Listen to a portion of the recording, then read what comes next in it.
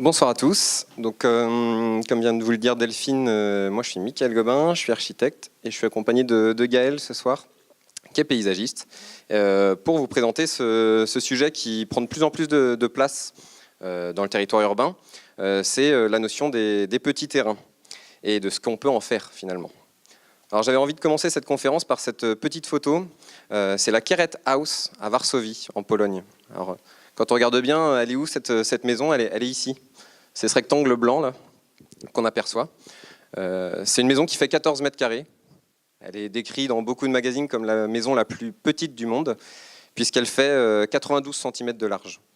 Donc effectivement, c'est un artiste polonais qui a voulu mettre en place cette maison, Monsieur Szczesny, je crois. Et l'idée de ce projet, c'était vraiment de montrer qu'on pouvait intervenir sur tous les espaces de la ville. La ville, elle est constituée de multiples dents creuses. Alors les dents creuses, vous allez en entendre pas mal parler. Il y a une loi qui passe en ce moment qui s'appelle la loi Elan, qui nous parle de beaucoup de dents creuses au niveau du littoral.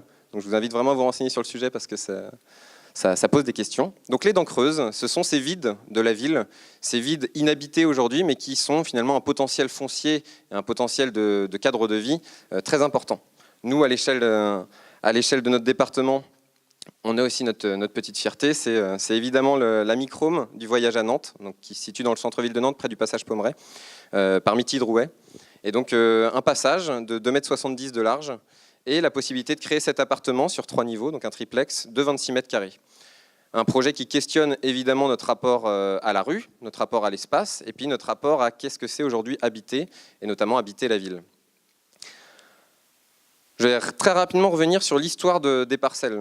Promis, ce ne sera pas long, mais c'est très important pour comprendre un petit peu où est-ce qu'on en est aujourd'hui et pourquoi on a tendu vers cela.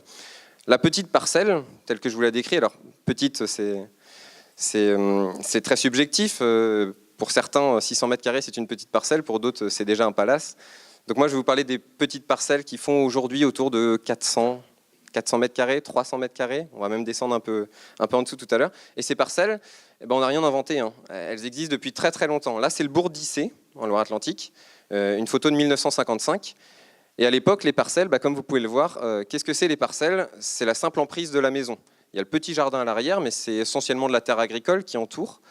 Et finalement, la création des villes, c'est quoi? La ville, c'est le chemin sur lequel, à un moment, on va trouver un intérêt. Soit c'est un point d'eau, soit c'est un intérêt commercial, parce que c'est une croisée des chemins, soit effectivement un lieu religieux, là, en l'occurrence l'église, autour de laquelle on va agglomérer des maisons, évidemment. Et l'intérêt de cet agglomérat de maisons, c'est quoi? C'est la proximité. Donc on ne cherche pas à s'étendre au maximum. Ce qu'on cherche, c'est être le plus proche possible du point névralgique, on va dire, de rencontre et d'interaction. Or, aujourd'hui, il y a eu un gros problème. Ça s'est passé dans les années 1960, un petit peu avant même, c'est nos fameuses 30 Glorieuses.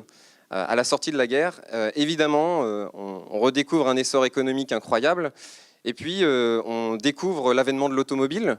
On a des villes qui commencent à se créer un peu partout dans le monde. Je pense à Chandigarh, par exemple, en Inde. Je pense à Brasilia, évidemment, en Amérique du Sud, qui ont été des villes qui ont été constituées autour de la voiture. C'est-à-dire que c'était la voiture qui dessinait le plan. Il y a un document très important chez les architectes qui s'appelle la Charte d'Athènes, qui date de 1933, qui est un document qui dit que la ville, elle doit se composer de 4 grandes fonctions. C'est travailler, habiter, se divertir et circuler. Et la Charte d'Athènes, elle dit que ces 4 fonctions, elles ne doivent pas se mélanger. D'accord?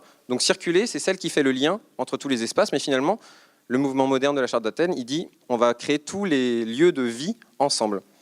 Et puis il y a un autre avènement dans les années 1960, c'est l'avènement de la consommation. Vous le savez, on a totalement changé nos moyens de consommer. Et pour la petite histoire, le premier centre commercial, c'est à Landerneau, en Bretagne.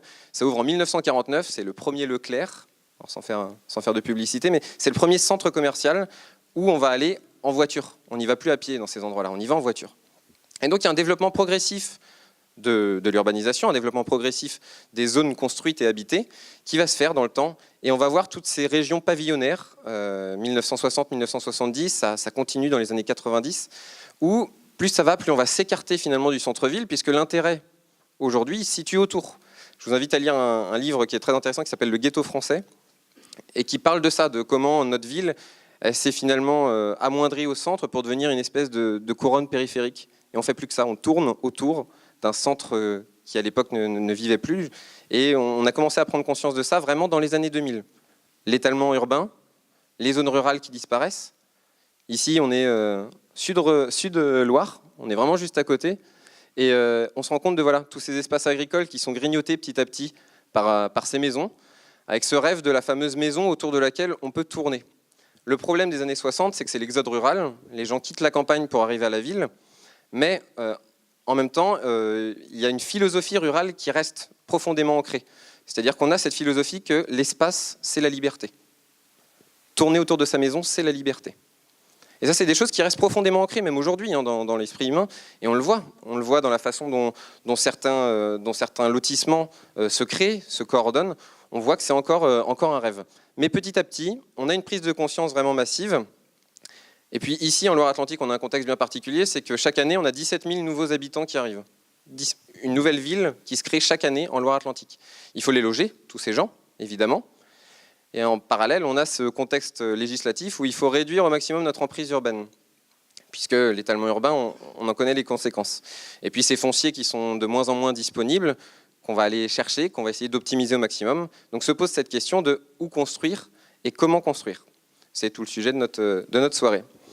Et donc elle est là, la réponse. Elle est peut-être dans ces petites maisons rouges qui viennent finalement s'insérer au milieu d'un tissu déjà existant, mais un tissu tellement ample qu'on pourrait le densifier. Le densifier, ce n'est pas un gros mot. C'est une chose très bien, si c'est bien fait. Donc la densification, c'est peut-être la solution à pas mal de choses.